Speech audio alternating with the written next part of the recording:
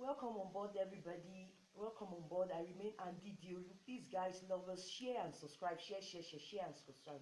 Share and subscribe. Love you guys. Before I go any further, Akanda Oro Awikonko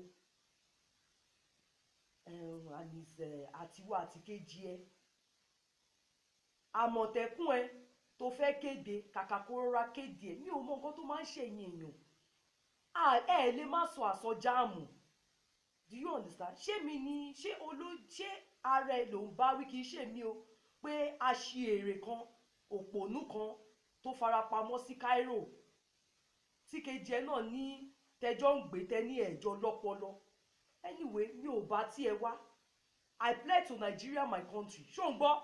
Mi ò bá tí ẹ wá rárá. Because I've seen that an energy invested in somebody like you is a wasted energy. O lè kàwé lóòótọ́, o lè nímọ̀, but o ò lọ́pọlọ. Honestly, welcome on board, everybody. Before I go any further, I want to recognize and give salute to all comrades of our time. Wonderful comrades, which I'll begin to mention names that are doing great things of our time, which are examples of a comrade and how human rights activists should be. They are wonderful examples. First, actor Yomi Fabiyi, solidarity. Our Daddy Shoki, solidarity. Sowore, our wonderful Sowore, revolution now. Deji Adeyanju, revolution now. Who is this wonderful guy? Agbalagbi tó ju Agbalagbi, Aremu Afọláyan, hey, solidarity, respect. Aunty Kẹ́mi Olúlọ́yọ̀, solidarity. Àwọn tèmi rí tí mo rí pọ́n ṣiṣẹ́ takuntakun yẹn. Ṣé wá rí Akanda Oro Awikoko, ṣé bó ti sọ tiẹ̀, ṣé bó ti bá àwọn Yorùbá sọ̀rọ̀, jọ̀ṣẹ́ mi náà lè sọ̀rọ̀ báyìí. Everybody out there, I want us to listen. We keep on lamenting that under Nigerian constitution, that we have what they call democracy. This democracy, we are lamenting that our government don't practice it, that they don't allow us the human rights, they don't allow us to practice it, that they are always dictating and all that, things like that. But within you and I, ẹ jọ̀ọ́ ṣé democracy yẹn gan ṣó exist? A lè béèrè ọ̀rọ̀ wàhálà ni. A lè béèrè fún analysis pé dákun gbogbo tó ń sọ kí ló kọ́ wa, kí ló ń sọ gangan, ṣàlàyé ìjà ni. Àtàwọn tó láwọn kàwé, Akanda Oro Awikoko, ìwọ ló fẹ́ máa kọ́ àwọn èèyàn, ló fẹ́ máa kó wọn jọ pé òun jà fún Yorùbá. Ṣé rí ẹ̀yin èèyàn bẹ́ẹ̀ yẹn, ẹ jọ̀ọ́ ẹ jà forí ara yín, ẹ má jẹ́ kó gbé yín mọ́ra. Adédiolú mo ké tọ̀tọ̀. Tó bá jẹ́ kó gbé ẹ mọ́ra year 2020, you are on your own. Tó bá ń sọ èèyàn Ọlọ́run náà tó jẹ́ good example, ní tèmi omi o, I'm not implying that my own opinion should be yours. I respect Prophet Tiviton too much. I hate people that you say you are passing message that we influence people positively. At the end of the day, we see that you are only trying to buy people, dominating people's life. Tẹ́ bá jẹ́ káwọn èèyàn sọ̀rọ̀ àná di bá mi mọ́ yín lọ́wọ́. Tẹ́ bá jẹ́ káwọn èèyàn sọ̀rọ̀ àná di bá mi, ó rọra ṣe Àmọ̀tẹ́kùn ẹ̀ tó fẹ́ ṣe tẹ́jẹ́, you begin to throw shade. Even your last update before you did the Àmọ̀tẹ́kùn, tó bẹ̀rẹ̀ sí ní play orin Tọ́pẹ́ Àlàbí. I first of all want to come out because I noticed you were throwing shade. Tẹ́ bá ní ká má sòótọ́, but I can also address my fellow people. Ìwọ tó ń sọ̀rọ̀ pé àwọn kan àfi tó bá jọmọ àlè Yorùbá tó ti kẹ́mi ọmọ lò, báwo la ṣe sọ pé Yorùbá níwọ? How are we sure pé Yorùbá ni ẹ́?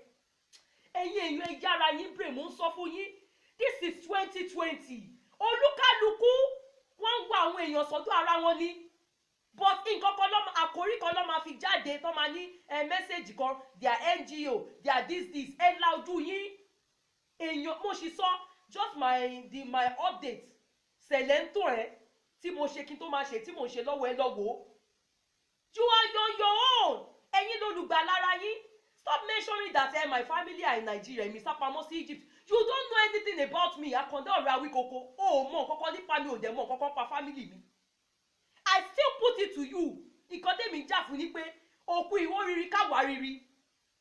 ìwọ kọ́ ni ìjọba ó fẹ́ máa gbà ṣe ìjọba ṣe, and you don't know the gravity of the offence you are committing, my dear. For the record, I'm an ex-wife of a comrade, and a daughter of a petition writer. The rewarded record petition writer of his time is my father. Kò sẹ́ni tí ò mọ̀ Dr. Yewande. He's a great petition writer. I'm from a legal background. Àwa mọ̀ òfin. Àmọ́ bó ṣe ń lọ. You don't know the ṣé comrade ni wọ́n bí wọ́n ṣe wáyé? Ṣé activist ni wọ́n bí wọ́n ṣe? Ó ló ń jà fáwọn èèyàn. Orí ara ẹ̀dẹ̀ ló ń jà fún. Kí ló dé tó fẹ́ máa kó àwọn èèyàn lọ sí kákọ́ọ̀sì kan tó ń bẹ̀rẹ̀ tó ń sọ gbogbo ẹ̀ pé tọ́ba rí èèyàn kan tó ń ṣe kíní kọ̀ọ̀kan rìpọ́ọ̀tù ẹ̀ under this social number this and that. But, well, I'm not against that. Tèmi ní pé káwọn Yorùbá àti all Nigerians ẹ jára yín. Kì í ṣe gbogbo èèyàn tó bá jáde tó lòun ní mẹ́sẹ̀gì òun ní solution lẹ́ máa tẹ̀lé. This year 2020 be yourself solution. Ẹ má jẹ́ káwọn èèyàn máa gbé yín mọ́ra. Avoid deceptive people. People are lovers for themselves. People are blasphemers. But you don't know that. Mo pa kills nie. Nobody can identify you. Èmi á sì máa sọ. O lè jáde lọ́la kó tún ní rádaràda mò ń sọ. But right tó ní lèmi náà ní. Ẹni tó bá máa gbọ́ kó gbọ́, ẹni tí ò bá dẹ̀ ní gbọ́ kó gbọ́. Tí ò bá dẹ̀ ní gbọ́ kó má gbọ́. Ó dẹ̀ wá ń gbèrò sáwọn èèyàn nú, ó dẹ̀ ló ní vision.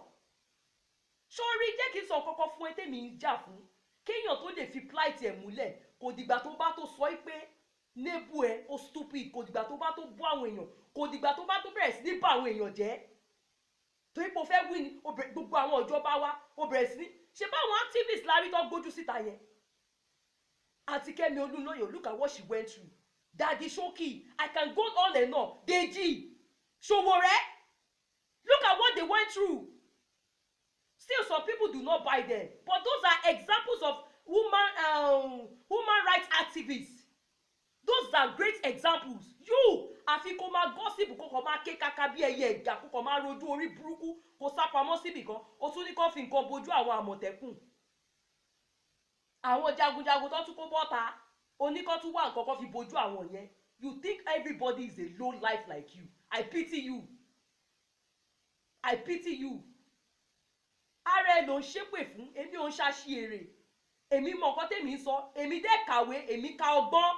O lè come from nowhere kó dẹ̀ fi kó lè máa dàwọn èèyàn. You cannot just come from nowhere and come and be misleading people. Mo sọ ẹ̀yin èèyàn, I won't say much about this asshole. I don't mean to be insulting, but mi ò mọ nǹkan tó gbé mi. Mi ò mọ nǹkan tó ń gbénú ẹ. Ọwọ́ ìjọba dẹ̀ máa tẹ̀ lágbára Ọlọ́run. Ọwọ́ Ọlọ́run máa tẹ̀, ọwọ́ ìjọba máa tẹ̀. Because mọ graffiti offence. Are you a law-abiding citizen? No, answer me in your name. Ṣé law-abiding citizen ni wọ́? Are you a law-abiding citizen? Ẹ máa claim fáwọn ìjọba wa ò dá, lágbájá ò dá, ẹ̀yin lẹ mọ gbogbo ẹ tí ò dá. But are you a good example? Apart from unknown identity, gbogbo iṣẹ́ tó ń ṣe gan, you ask yourself, are you a law-abiding citizen? I am a law-abiding citizen. It doesn't matter nǹkan tí mi bá jọ lójú òpònú àpọ̀dà bíi tiẹ̀. I am a law-abiding citizen and I'm from a legal background. Àwa mọ̀ òfin. Àwọn oṣooṣì tí wọ́n ṣe bí ẹran oríwo tó tún wá fẹ́ káwọn èèyàn jẹ. Look, people out there, if you like, the ball is in your court. Tèmi ṣe wà yìí, I'm example of Christ. Jésù sọ, ó lóun ti fi síwájú yín kẹ́ mú kan nu ikú àti ìyè. Nǹkan tó bá wá wù yín ni kẹ́ mú.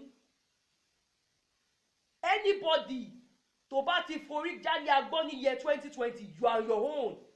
Even the òfin tó bálẹ̀ láyé ìsìngàn ni is on your own. Jà forí ara ẹ, ẹ má jẹ́ kó máa gbé yín mọ́ra páwọn ń jà fún yín. Jà forí ara ẹ. Hey, me, I'm saying my own. Èmi ń lọ ọmọ ọlọ́mọ ọmọ rẹ bí iyán, ọmọ alálùbáríkà. Ògo àgbáyé kì í ṣògo Nàìjíríà nìkan, ògo àgbáyé. Mo fẹ́ lọ òtútù ìpọ̀. Àkọ́dá àwẹ̀ àwìkòkò lágbára Ọlọ́run, because èmi mọ̀ nínú mi pé your agenda is evil. gbogbo àwọn tí wọ́n sọ fáwọn èèyàn pé wọ́n ìfún àwọn ìjọba wa, gbogbo àwọn tí wọ́n takò wọ́n da jù ẹ́ lọ. Ọkàn mi ò tàn mí jẹ, ọkàn mi sọ fún mi pé àwọn tó máa ń sọ̀rọ̀ àná di bá mi yẹn, ọkàn mi ní ẹni ẹ̀tẹ́ ni ẹ́, ọkàn mi ní ẹni àbùkù ni ẹ́. Lágbára Ọlọ́run ọwọ́ ìjọba máa tẹ̀ ẹ́. Kò sí gbogbo ọgbọ́n tó lè lo gbọ́n, ó lè gbọ́n tó àìtó bẹ́ẹ̀ nínú Bible. Ọwọ́ Ọlọ́run pàtàkì àìtó bẹ́ẹ̀ ní nígbà tó lọ ṣe tí ò yẹ kó ṣe, tó lọ bẹnu àtẹ́lu Dáfídì. Gbogbo bó ṣe bẹnu àtẹ́lu mi yẹn tọ́lọ́ dẹ̀ rí inú mi. Lágbára Ọlọ́run àkọ́dá ọ̀rọ̀ àwí koko, ọwọ́ Ọlọ́run máa tẹ̀ ẹ́. Lágbára Ọlọ́run ìwọ èṣù, bó jẹ́ eégún gan ṣe bí olúkálùkù èèyàn lè mú eégún mọ́lẹ̀ kó ṣe aṣọ orí ẹ̀. You are worse than a masquerade. Kò dẹ̀ sí nǹkan tó kì í fẹnu ẹ burúkú yẹn sọ. Èmi ni wọ́n ń bú ni wọ́n rò pé ó ń sọ̀rọ̀ sí lóní kó fi òpònú kan lè aṣíèrè. Lágbára Ọlọ́run bó ṣe máa rí fún ẹnìyẹn. Lágbára Ọlọ́run bó ṣe máa rí fún ẹnìyẹn. Torí ìwọ ló dédé jáde tó lóun àdírẹ́sì Yorùbá dẹ̀ lèmi. Àwọn bàbá ńlá bàbá mi, èmi lọ́mọ bàbá láago láti Maryland. Bàbá ńlá bàbá tèmi lọ nílé sókè pòpò tí wọ́n tún aago ẹlẹ́pọ̀n ṣe láyé ìgbà yẹn. Èmi ò ṣọmọ àlè Yorùbá lèmi. Ìyá mi kẹ̀dẹ̀rẹ́ she's from Ṣàgámù. Orí ẹ ti dàrú. Ó jáde síta olóhùn àdírẹ́sì Yorùbá. Ẹ jọ̀ọ́ mo dẹ̀ béèrè kí ni mo sọ tó jẹ́nu mi lọ. Ó dẹ̀ ló kàwé. Lágbára Ọlọ́run.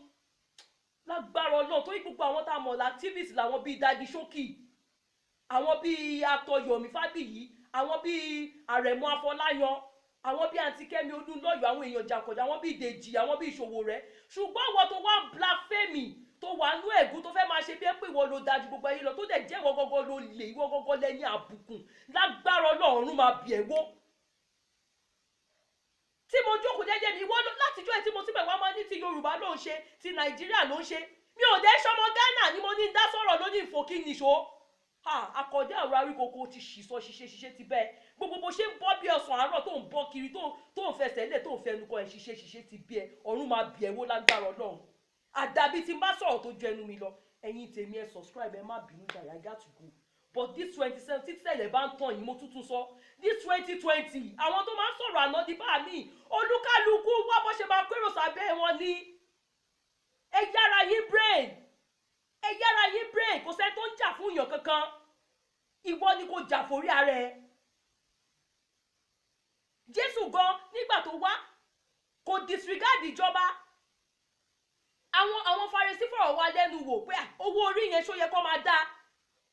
Jésù ní ẹ fún Késárì ní ti Késárì.